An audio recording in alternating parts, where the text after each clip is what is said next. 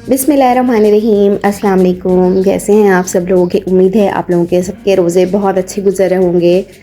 आज मैं आप लोगों के लिए रमज़ान के हिसाब से, सहरी के हिसाब से बहुत मज़ेदार सालन लेकर आई हूँ, जिसको हम दम का कीमा कहते हैं।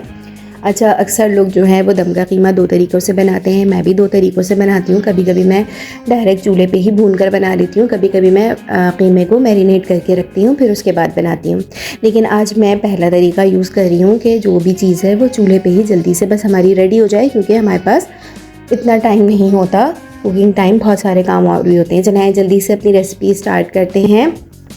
अच्छा, मेरे वो व्यूअर्स जिन्होंने अभी तक मेरे चैनल को सब्सक्राइब नहीं किया, वो जल्दी से सब्सक्राइब कर लें, लाइक भी कर लें और अपने फ्रेंड्स और फैमिली में वीडियो को शेयर भी ज़रूर कर दिया करें। अच्छा, यहाँ मैंने एक कढ़ाई ली है और इसमें मैंने हाफ़ कप के करीब ऑयल शामिल किया है। अच्छा, इस कीमे में हम तमाम मसाले थोड़े थोड़े डालेंगे, क्योंकि हमें इस बात का भी ख्याल रखना है। वैसे तो दम का कीमा काफ़ी चटपटा बनता है, स्पाइसी होता है, लेकिन हमें ये कीमा सहरी और अफ्तारी में खाना है, तो लिहाजा रमज़ानों में कम स्पाइसेस डाले जाएं तो वो ज़्यादा अच्छा है। मैं सारे स्पाइसेस डालूँगी, लेकिन थोड़े थोड़े डालूँगी, ठीक है, ताकि हर चीज़ का फ्लेवर है और ये कीमा बिल्कुल भी स्पाइसी नहीं बनेगा, अच्छा फ्लेवर का बनेगा। अच्छा, जब हमारा तेल गर्म हो जाएगा तो मैंने यहाँ पर तकरीबन 2 दरमियाने साइज़ की प्याज ली है। नहीं, सबसे पहले तो मैंने इसमें एक तेज़पात का पत्ता शामिल किया है। उसके बाद मैंने 2 दरमियाने साइज़ की प्याज ली है। इसको मैंने बारीक स्लाइस कर लिया था और इसको मैंने तेल में अच्छी तरह से फ्राई किया है। जिस तरह हम कोलमे की प्याज फ्राई करते हैं, बिल्कुल इसी तरीके से मैंने ये वाली प्याज भी अच्छी गुलाबी रंग की फ्राई की है। जब हमारी प्याज अच्छी तरह से गुलाबी फ्राई हो जाएगी तो मेरे पास तकरीबन आधा किलो के करीब बिल्कुल बारीक पिसा हुआ कीमा था, पानी से निचड़ा हुआ कीमा था, नॉर्मल टेम्परेचर पे कीमा था, बिल्कुल फ्रीज़र से निकला हुआ कीमा नहीं था। वो मैंने कीमा इसके अंदर शामिल कर दिया है, ठीक है। ये नॉर्मल टेम्परेचर के कीमे में ये होता है कि इससे हमारा कुकिंग टाइम भी बच जाता है और कीमे में बिसान नहीं आती है। अच्छा, ये हम शामिल करने के बाद इसकी अच्छी तरह से प्याज के साथ अच्छी तरह से भुनाई कर लेंगे, ताकि ज़्यादा से ज़्यादा पानी हमारा कीमे का ड्राई हो जाए और हीट निकल जाए।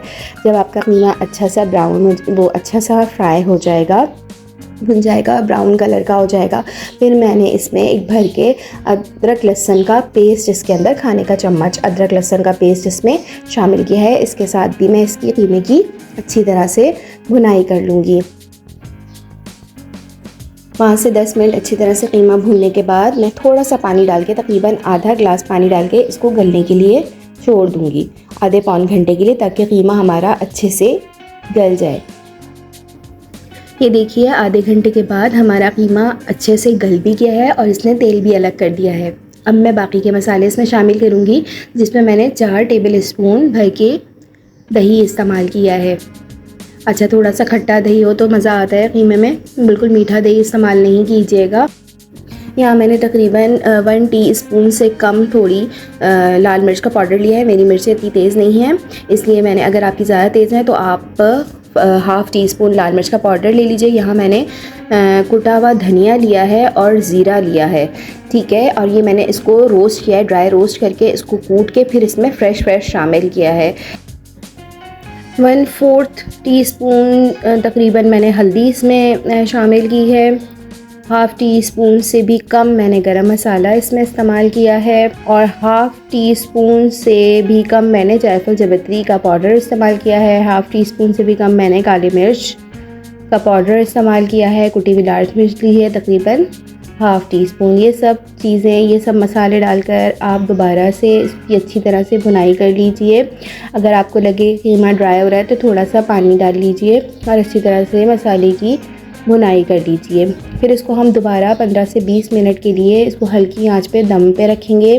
अच्छा, दम पे रखने से पहले मैंने यहाँ पे हरी मिर्चें भी बारीक बारीक काट के शामिल की हैं। इससे ज़रा हमारा टेस्ट कीमे का बड़ा अच्छा हो जाता है, फ्लेवर बड़ा अच्छा आ जाता है। अच्छा, ये डालने के बाद मैंने इसको 10-15 मिनट के लिए दम पे दोबारा छोड़ दिया है, ताकि हमारे मसाले अच्छी तरह से कीमे में रच बस जाए और हमारा तेल दोबारा से अलग हो जाए। आप लोग फिर सब्सक्राइब करना भूल गए, जल्दी से सब्सक्राइब कर दीजिए और लाइक भी ज़रूर कर दीजिए और कमेंट बॉक्स में अपनी एडवाइस ज़रूर दिया करें। यहाँ हमने इसको दोबारा 10-15 मिनट के लिए दम पे रख दिया है। ये देखें, 10-15 मिनट के बाद हमारा कीमा बहुत ज़बरदस्त सा रेडी हो गया है और इसने तेल भी छोड़ दिया है। तेल अलग हो गया है हमारे कीमे में। अब हम इसको कोयले का दम देंगे 5 मिनट का, और कोयले का दम देने के बाद हमारा दम का कीमा रेडी है। बहुत मज़े का ये कीमा बनता है। आप लोग ज़रूर इस तरीके से कीमा बनाइएगा। स्पाइसेस अब अपनी मर्ज़ी से कम ज़्यादा कर सकते हैं। कोयले का दम देना बहुत ज़रूरी है इसमें, इससे बहुत अच्छा फ्लेवर आता है। इसको पराठों के साथ खाइए, चपाती के साथ खाइए, पूरी पराठे के साथ खाइए, वाइट पराठे का जो आटा होता है उसके जो पराठे बनते हैं उसके साथ भी बहुत मज़े का लगता है ये। बच्चे बड़े सब बहुत शौक़ से खाते हैं। उम्मीद है आप लोगों को रेसिपी बहुत अच्छी लगी होगी, ज़रूर ट्राई कीजिएगा। ग्रीन चटनी वाले रायते के साथ सर्व कीजिए, और बारीक बारीक प्याज काट के धो के उसके साथ इसको सर्व कीजिए। प्याज के साथ ज़रूर खाइए, थोड़ा हैवी होता है कीमा, प्याज इसको हज़म करने में मदद करती है। ग्रीन चटनी मदद करती है हज़म करने में, बिल्कुल भी हैवी नहीं होगा ये कीमा, बहुत मज़े का बनता है ये। उम्मीद है आप लोगों को ये रेसिपी बहुत अच्छी लगी होगी। मिलते हैं नई वीडियो में नई रेसिपी के साथ। जल्दी से सब्सक्राइब कर दीजिए मुझे और मेरे चैनल KBF कुकिंग को अपनी दुआओं में ज़रूर याद रखिएगा। अल्लाह हाफ़िज़।